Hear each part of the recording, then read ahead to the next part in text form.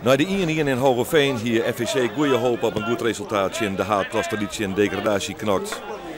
Maar uit zijn de eerste 4 minuten waren het al vrij rap duidelijk dat Hogeveen de boppelissende partij weer. Er zitten een paar oren spelers in ten opzichte van Arroenemandi en Hogeveen weer gewoon de betere ploeg. Dit schot van Coulier rekken de peel en dan is er altijd Mark Drent, de toekenspits van Hogeveen die het aanronde kan. En keeper Skaafsma kansleerslid. Coulier mag ik wel heel vrij zitten en daar zit Drent ekkel helemaal vrij. En binnen 4 minuten is het eigenlijk al die bij FVC, want FVC rent dan al achter de feiten aan. En het is dat er een hele goede keeper op de goal zit, Sander Skaafsma. Hij redt de FVC'ers op deze kans van Hogeveen. De Ljelters komen gewoon net onopvallend aan. Het is Hogeveen wat de klok slacht. Hield hij binnen zijn werk gevaarlijk en hier is het Jeffrey Hollander die het onder de neetremmen loeken had. En dat betekent een penalty voor Hogeveen in de ultieme kans op een 2-0 vastsprong. Onvoerder De Lange die neemt die penalty, maar ik zei het al. Er is een keeper in vorm bij FVC, Sander Skaafsma, en hij pikt die penalty eruit en staat bloter hoop bij FVC.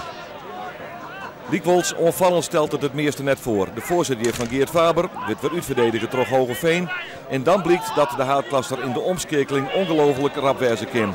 Hier gaat de paas naar de linkerkant, naar Van der Tuin. Die kan een heel lijn komen. Houdt het toezicht en shit dan. En hier een beter even breed lezen kan. Maar dat zou alles van de onvalskracht van Hogeveen. Dat gewoon de boppel is in de partij weer. Hier is hij weer in balbezit. Die rappe spits, Mark Drent. Kan hem aanlezen. Bal gaat naar de linkerkant. En dan komt daar in één keer Manning wel heel makkelijk voor verdediger Erwin Bleker van FVC.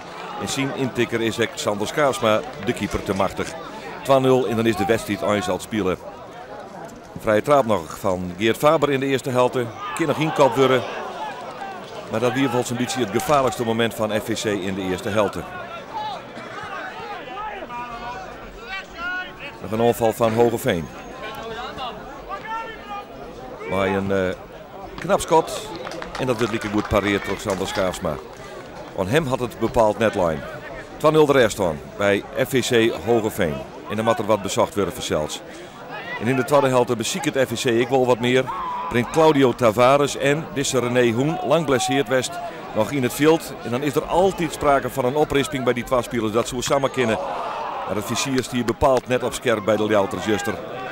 En gaande bij de tweede helft was het duidelijk dat succesje in dit Hogeveen er eigenlijk net in zit.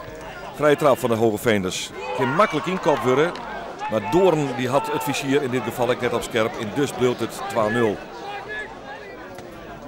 Staat er gewoon geven uit de slotfase van de wedstrijd. Nog een minuut of 20 te gaan. En daar gaat hij weer. Mark Drent. Prachtig oerzichtje dat Ten Kate komt. En het stiffie van Ten Kate is mooi. En voor de tweede keer is Sander Skaafsma de keeper van FVC Slijn. En dat hield eigenlijk voor de hele ploeg van Bert Hollander. 3-0.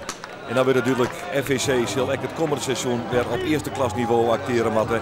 En Hogeveen maakt op een ei in de haatklasse bezieken. Het is een prachtig stiffie van Ten Kate die de eindstand van 3-0 op het boord zet. Sander Skaafsma, aan hen had het dus netlijn. Maar FVC wie gewoon net bij machten om het Hogeveen lastig te maken. En na de 1-1 in Drenthe in Hogeveen had ze nou genoegen nemen met een 3-0 verlies. En een plakje in de eerste klasse Takkermeer. Vanaf het begin op de eerste 5 minuten na, toen waren zij de bovenliggende partij. En ja, dat maken ze dan ook af. Onze keeper redt ons nog een paar en dan staat het met de rust 0-2. Ja, oké, dan loop je erachteraan en dan probeer je de tweede helft naar de bakers te verzetten. Maar eigenlijk zijn we niet een moment in de wedstrijd geweest. Ja, wij zijn aan het bouwen en ja, misschien is het ook wel beter zo, dat mag je niet zeggen. Maar ik denk voor FVC en voor de competitie die eraan komt. Volgend jaar zitten er 7 Friese ploegen in de eerste klas. Ja, dan moet je een half uurtje treuren en dan moet je op naar volgend jaar en dan is het niet anders.